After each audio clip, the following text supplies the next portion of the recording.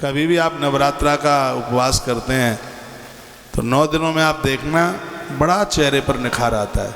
नवरात्रा में जब आप ज्योत जला देते हैं, नवरात्रा में जब आप कन्याओं को जमाते हैं और दुर्गा पाठ करते हैं, घी की ज्योत आप जला के रख देते हैं। नवरात्रा में 3 ज्योत जलाया करो, एक सरसों के तेल की, एक तिल के तेल की और एक शुद्ध देसी घी की। और जिनके घरों में नवरात्रा का व्रत होता है उसके 3 प्रभाव हैं बहुत ज़्यादा, वो आप लिख भी सकते हैं। नवरात्रा का व्रत उपवास करने से बेटियों को अच्छा घर वर मिलता है। माता जानकी की माता सुनैना ये व्रत करती थी। सुनैना नवरात्रा का व्रत करती थी। महाराज जनक ने तो अपने बगीचे में दुर्गा का मंदिर बनवा रखा है। लोग कहते हैं कि सब कलयुग में, सब पहले नहीं था, त्रेता में मंदिर था।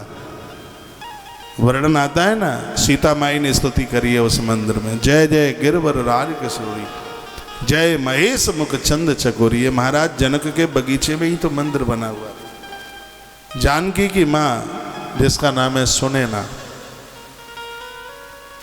बड़ी परम भक्तानी है और उसी का यह परिणाम था कि उसकी बेटी को वर के रूप में प्रभु श्री राम मिले हैं। माता पिता माँ भगवती जगदम्बा की स्तुति, नवरात्रा का व्रत जिनके घर में होता रहेगा। बेटियां नवरात्रा का व्रत जरूर किया करें। अष्टमी का व्रत कन्याएं करती हैं, उन्हें अच्छा घर वर मिलता है। यह महीने की दोनों अष्टमियों का व्रत किया जाता है। बेटियां अर्गला स्तोत्र का पाठ करें, माता जी के 32 नामों का उच्चारण करें।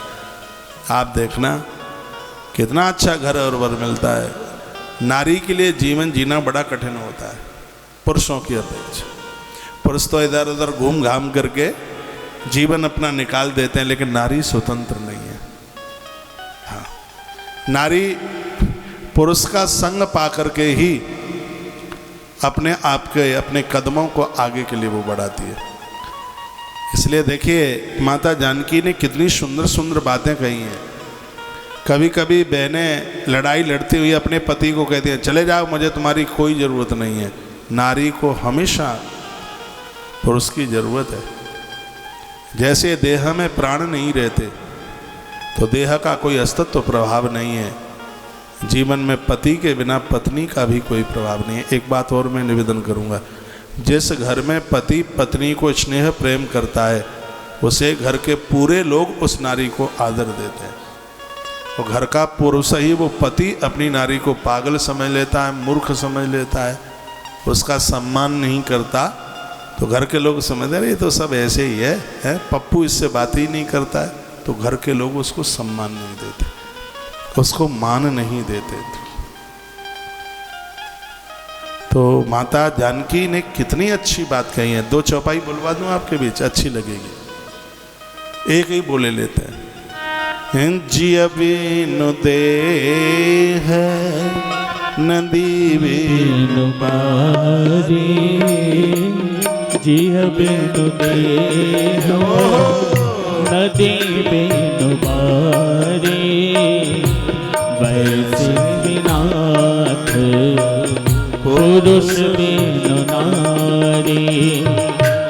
जिया बिनु देह नदी बिनु बारी, जिया बिनु देह नदी बिनु बारी, वैसे ही नाथ पुरुष बिन नारी।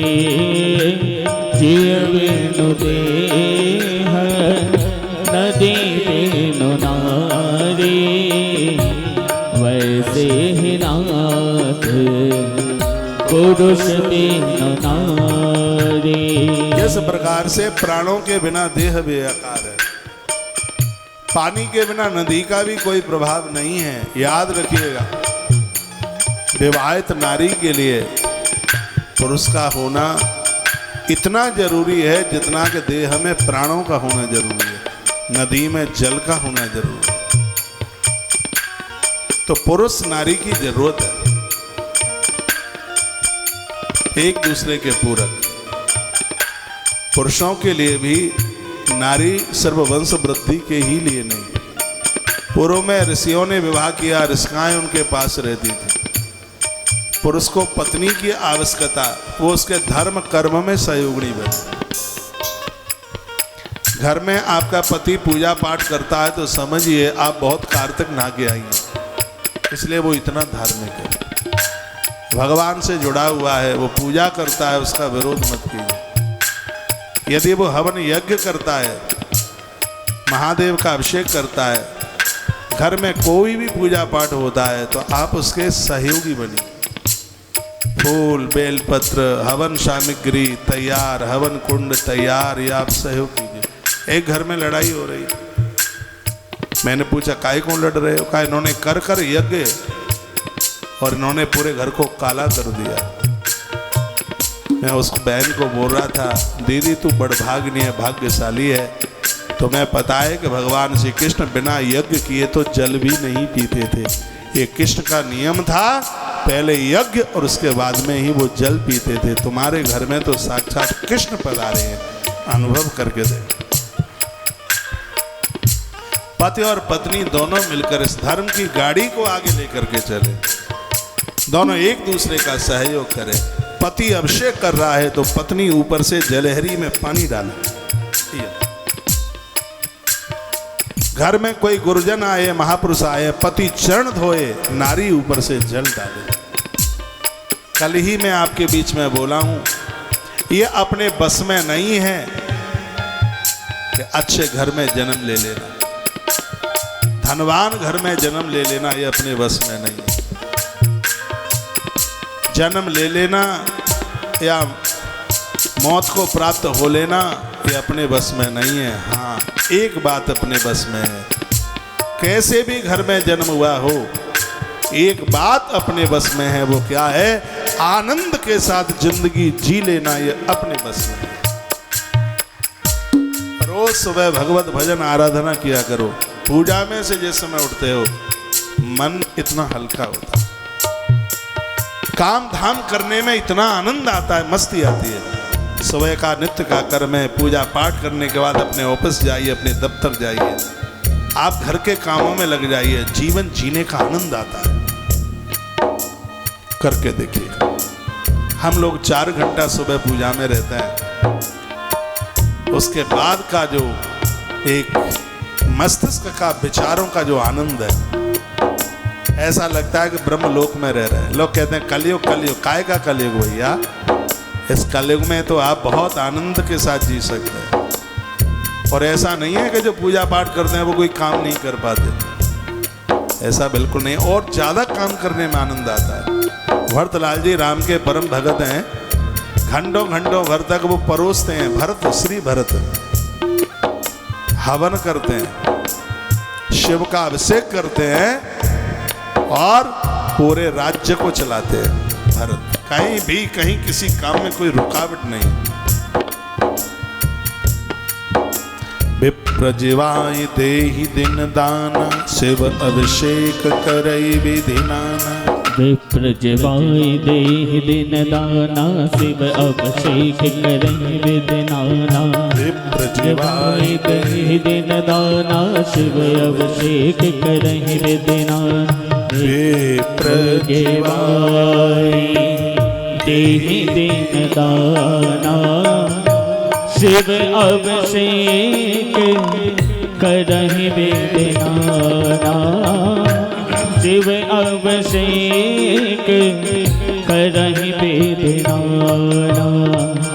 विप्र जिवाय देहि दिन दाना, शिव अभिषेक करई विधि नाना। विप्र जिवाय देहि दिन दाना, शिव अभिषेक करहि विधि नाना। शिव अभिषेक करहि विधि नाना। ये श्री भरतलाल जी करते हैं, रोज ब्राह्मणों को भोजन कराते, भगवान महादेव का अभिषेक करते हैं, कभी ये छोड़ते नहीं। आप सबके घरों में पूजा पाठ का आनंद। आज विज्ञान का युग है, सुबह आप झाड़ू लगाते रहें, पोंछा करते रहें, रसोई को साफ सुथरा करते रहें, भगवान की पूजा करते रहें, शिव तांडव स्तोत्र लगा लीजिए, रुद्राष्टक लगा लीजिए, आपके मोबाइल के पैसे ही वसूल हो जाएंगे। गोपी गीत, गोविंद दामोदर स्तोत्र, मन मयूर नाचेगा, मन हल्का होगा, कोई टेंशन ही नहीं होगा। बहुत बहनें कहती हैं आदमी हमसे बात ही नहीं करता, वो भले ही दीवालों से करे, कभी भी आपसे बात ना करे तो भी आप सकून में जिए, आपको सकून मिलेगा जिंदगी जीने में। करके तो देखिए। तुलसी के गमले लगाइए, गमलों में बेल पत्रियां लगाइए, दूर्वा लगाइए, गणेश घर छोड़ के नहीं जाएंगे। गुड़ैल के फूल की बेल लगाइए, तुलसी के गमले लगाइए, सुबह शाम आरती कीजिए, घी को हवन और जोत के ऊपर जलाइए। इस कलयुग में आप सत्योग का आनंद लेंगे। करके तो देखिए।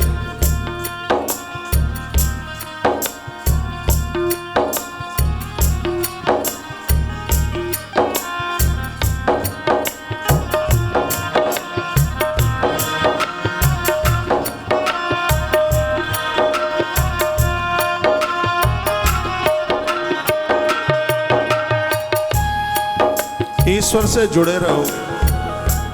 सर्वभावेन आनंद है, कल्याण है। ईश्वर को छोड़ दिया तो संसार में ऐसे डूब जाएंगे जैसे हरि की पौड़ी हरिद्वार में। जब तक सांकल पकड़ के डुबकी लगाई जाती है तो नहाने का भी आनंद आता है, लोग सुरक्षित भी रहते हैं। सांकल छोड़ी नहीं कि वो गंगा जी में डूबे नहीं। इस भवसागर की गंगा में लोग तब तक ही ठीक जीवन जी सकते हैं जब तक भगवान की नाम रूपी सांकल से लटक करके गोता लगा रहे हैं। नाम रूपी सांकल छोड़ दिया तो ये भव सागर डुबा देगा, छोड़ेगा नहीं। इसलिए भगवान का नाम नित्य लीजिए। पति पत्नी दोनों मिलकर भगवान को कुछ समय दें। बच्चों को पास बैठाएं, अलग जगह है। प्रभु का स्मरण, प्रभु का वंदन नियम बना लें। घर से किसी को भूखा नहीं जाने दें, आनंद हो जाएगा। प्रेम गली अतिशा करी, जामे कोई न समा। प्रेम गली अतिशा करी, जामे कोई न समाए। प्रेम का जो गलियारा है वो बहुत सकरा है। इसमें चाहे भोगों को जगह दे दो और चाहे योग को जगह दे दो, यहाँ दोनों नहीं टिक पाएंगे। जहाँ राम तई काम नहीं, जहाँ काम नहीं राम। जहाँ राम तह काम नहीं, जहाँ काम तह राम। जैसे अंधकार और प्रकाश एक जगह नहीं रुक सकते, उसी प्रकार से राम और काम ये दोनों एक जगह नहीं ठहर पाएंगे। संकल्प ले लें, दया को भूलना नहीं है, अच्छे काम करने से चूकना नहीं है। बाबा तुलसी तो यहाँ तक कहते थे कि जब तक देह में प्राण है तब तक दया मन छोड़िएगा। दया धर्म का मूल है, पाप मूल अभिमान। दया धर्म का मूल है, पाप मूल अभिमान। तुलसी दया न छाड़िए, जब तक घट में प्राण। हो तुलसी दया न छाड़िए, जब तक घट में प्राण। सीताराम सीताराम सीताराम कहिए, सीताराम सीताराम सीताराम कहिए। जाई विधि राखे राम, ताहि विधि रहिए। जाहि विधि राखे राम, ताहि विधि रहिए। सीताराम सीताराम सीताराम कहिए, सीताराम सीताराम सीताराम कहिए। जाहि वेद राखे राम ताहि वेद रहिए। जाहि वेद राखे राम ताहि वेद रहिए। सीता राम सीता राम कहिए। सीता राम कहिए। जाहि वेद राखे राम ताहि वेद रहिए। जाहि वेद राखे राम ताहि वेद रहिए। आपके दिन का आरंभ भगवत नाम से हो। परमात्मा का नाम लेकर के अपने दिन का आरंभ कीजिए। देखिए जिंदगी जीने में कितना आनंद आता है। साधु ने क्या कहा था कि जिह्वा पर मुख में भगवान का नाम और हाथ में उसकी सेवा हो। मुख में हो राम नाम राम सेवा हाथ में। मुख में हो राम नाम राम सेवा हाथ में। तू अकेला नहीं प्यारे राम तेरे साथ में। तू अकेला नहीं प्यारे राम तेरे साथ में।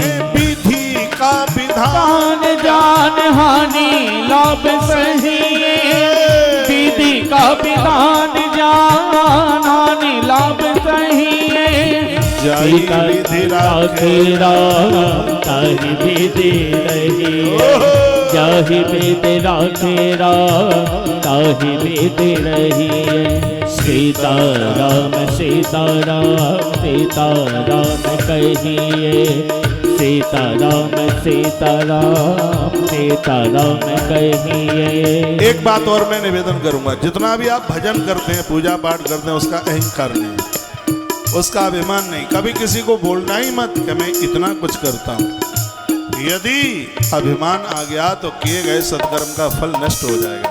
किया अभिमान तो फिर मान नहीं पाएगा। किया अभिमान तो फिर मान नहीं पाएगा। होगा प्यारे वही जो श्री राम जी को पाएगा। होगा प्यारे वही जो श्री राम जी को पाएगा। फल की इच्छा मत रखिए। कभी भजन इसलिए मत करना कि भगवान मुझे ये दे दे ये दे दे। आज व्यक्ति इंटरनेशनल भिखारी हो गया। अगरबत्ती धूप बत्ती भी जलाता है, उससे पहले अपनी लिस्ट रख देता है, मुझे ये भी चाहिए मुझे ये भी चाहिए। बिल्कुल भी नहीं। फल आशा त्याग शुभ कर्म करते रहिए।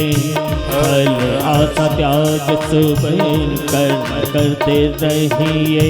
जाहि वेद राखे राम ताहि वेद रहिए। सीता राम कहिए।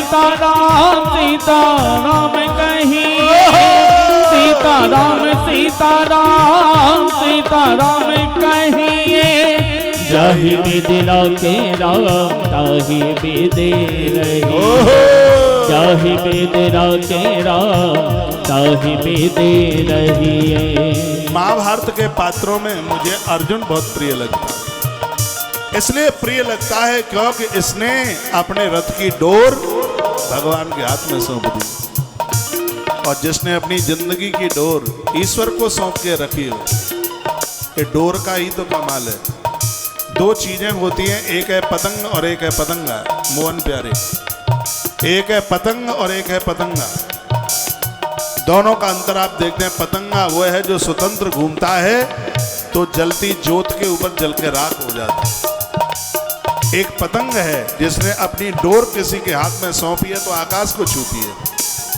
पतंगे की तरह स्वतंत्र घूमोगे, संसार की वासना की जोत जला करके खाक कर देगी, राख कर देगी, और अपने आप को गुरु और भगवान के हाथ में सौंप दोगे तो परमात्मा के चरणों तक जिंदगी की पतंग पहुंच जाएगी।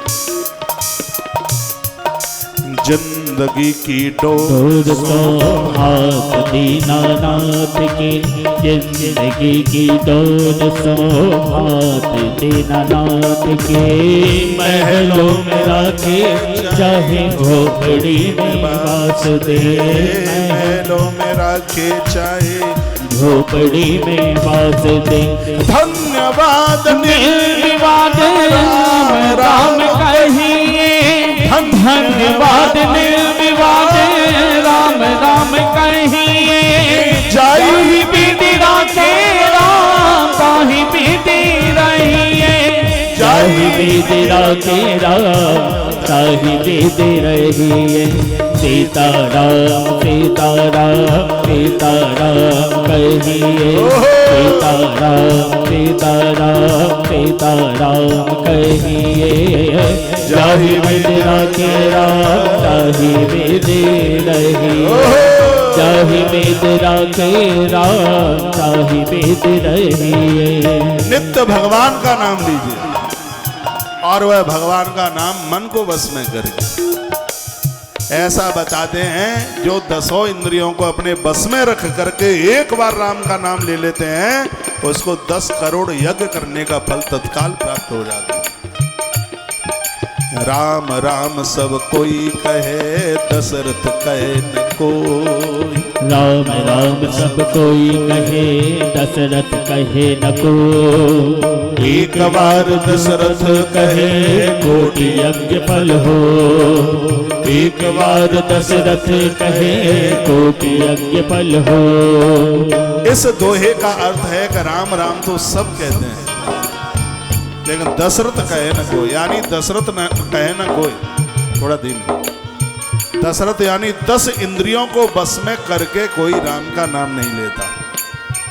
यदि 10 इंद्रियों को बस में रख करके एक बार राम का नाम ले दोगे तो कोटि यज्ञ फल होए, करोड़ों यज्ञों का फल एक बार भगवान का नाम लेने से प्राप्त हो जाए।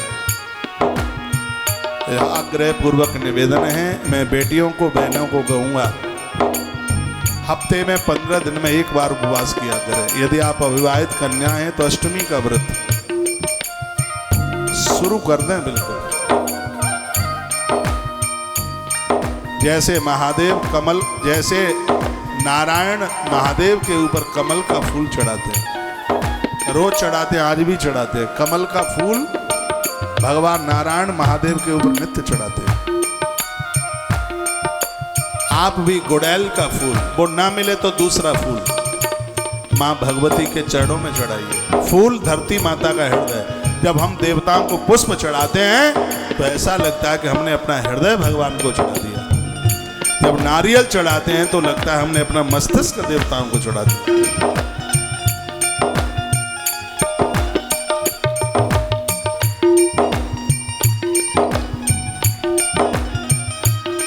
एक बार प्रभु श्री राम जी ने कहा था भोलेनाथ को, भगवान ऐसा सुना है कि मस्तिष्क काटकर कोई आपको चढ़ा देता है तो आप बड़े प्रसन्न होते हैं। भोलेनाथ ने कहा प्रसन्न तो होता हूं। तो रावण के ऊपर इसलिए आप प्रसन्न हो गए। भगवान शिव ने कहा कि दशानन ने 10 मस्तिष्क मेरे ऊपर चढ़ाए। तो ये मैं नहीं चाहता कि, थोड़ा धीमे बजाइए, मैं ये नहीं चाहता कि लोग अपना मस्तिष्क काट काट के मुझे चढ़ा दें। तो राम जी ने कहा तो फिर आपकी प्रश्नता। तो भगवान महादेव ने कहा कि नारियल मस्तिष्क की तरह है, देवताओं के ऊपर यदि कोई नारियल श्री फल चढ़ाता है तो देवताओं के ऊपर चरणों में मस्तिष्क समर्पित करने का भाव है।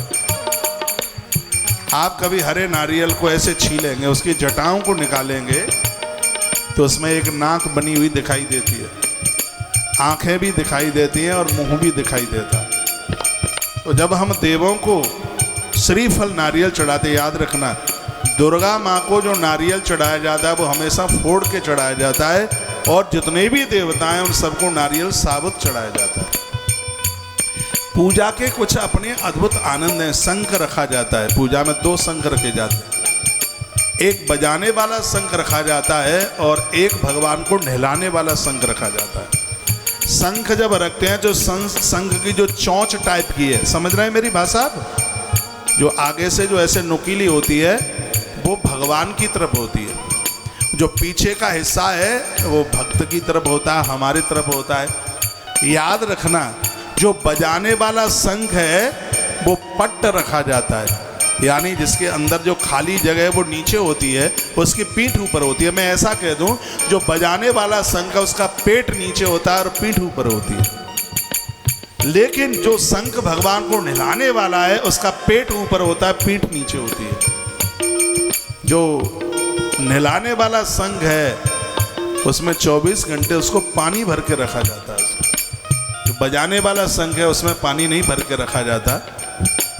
जो नहलाने वाला जो शंख है जो श्रीवर्धक है, और बजाने वाला शंख है वो विचार वर्धक है। बजाने वाले शंख को पूजा में रखने से विचार बढ़ते हैं, और पूजा वाले शंख को रखने से घर में श्री बढ़ती है, समृद्धि बढ़ती है। जो साउथियन शंख है दक्षिणे हाथ में रखा जाता है, उसको दक्षिणीय शंख कहते हैं। उसमें जो पानी भरा जाता है इसलिए उसका पेट ऊपर होता है, पीठ नीचे होती है। जो बजाने वाला शंख है उसका पेट नीचे होता है और उसकी पीठ ऊपर होती है। पूजा के बड़े प्रकार हैं, और आजकल मैं लिंग पुराण में आपको यही बातें सुनाऊंगा। आज लिंग पुराण में मैंने सुबह की एक 1.25 घंटे की कथा में निवेदन किया है, जो भगवान को सूती वस्त्र में जल छान कर और पानी से भगवान को नहलाते हैं, उनको सभी नदियों के जल से स्नान कराने का फल प्राप्त हो जाता है। सूती वस्त्र में जल को छाने, पानी में बुदबुदा न रहे, पानी में फैन न रहे। आप प्लास्टिक पुलस्टॉक की बाल्टियां आप यूज करते रहते हैं, मैं तो कहूँगा पूजा में स्टील की बाल्टी भी यूज मत करो। पूजा में या तो पीतल की बाल्टी या तांबे की बाल्टी बहुत सुखद है। पूजा में या पीतल या तांबे का कलश लोटा रख लीजिए, पीतल की बाल्टी रखिए पूजा में। हमारे यहाँ भगवान के पूजन में आजकल पीतल की थालियाँ चल रही हैं, उसकी महिमा पढ़ी है हमने। हम हर बार श्री गया जी जाते हैं, 10-11 बार कार्यक्रम हो गए हैं, और आप गया जी का कार्यक्रम देखते होंगे। हर वर्ष 16 दिन का कार्यक्रम, 16-17 दिन का।